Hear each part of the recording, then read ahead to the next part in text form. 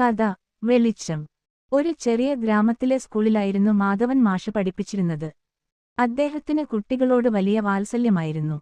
അദ്ദേഹത്തിന്റെ ക്ലാസ്സിൽ അല്പം ശാഠ്യക്കാരനും പഠനത്തിൽ പിന്നോക്കവുമായ കണ്ണൻ എന്ന കുട്ടിയുണ്ടായിരുന്നു.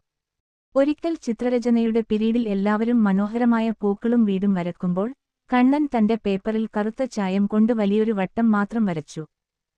മാഷ് അവന്റെ അരികിലെത്തി. "ഇതെന്താണ് കണ്ണാ?" മാഷ് സൗമ്യമായി ചോദിച്ചു.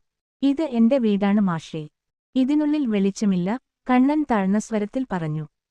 കണ്ണന്റെ അച്ഛൻ മരിച്ചതിനുശേഷം അവന്റെ അമ്മ കൂലിപ്പണിക്ക് പോയാണ് അവനെ വളർത്തുന്നത് എന്നും വൈകുന്നേരം മണ്ണെണ്ണ വിളക്കിന്റെ വെളിച്ചത്തിലാണ് അവൻ കഴിയുന്നതെന്നും മാഷ് അറിഞ്ഞു.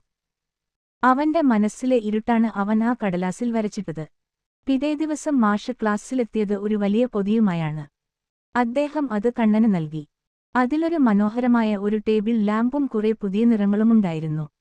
"ഇനി നിന്റെ വീടിന് നല്ല വെളിച്ചമുണ്ടാകും. ഇനി നീ വരക്കുന്ന ചിത്രങ്ങളിൽ നിറങ്ങൾ നിറയട്ടെ," മാഷ് അവന്റെ തലയിൽ തലോടിക്കൊണ്ട് പറഞ്ഞു. വർഷങ്ങൾ കടന്നുപോയി. മാഷ് റിട്ടയർ ആയി വീട്ടിൽ വിശ്രമിക്കുന്ന കാലം. ഒരു ദിവസം അദ്ദേഹത്തെ തേടി ഒരാൾ വന്നു. അതൊരു പ്രശസ്തനായ ചിത്രകാരനായിരുന്നു. അദ്ദേഹം മാഷിന്റെ കാൽക്കൽ വീണ് നമസ്കരിച്ചു. അത് കണ്ണനായിരുന്നു. താൻ വരച്ച ഏറ്റവും പുതിയ ചിത്രത്തിന്റെ ഒരു കോപ്പി അവൻ മാഷിന് നൽകി.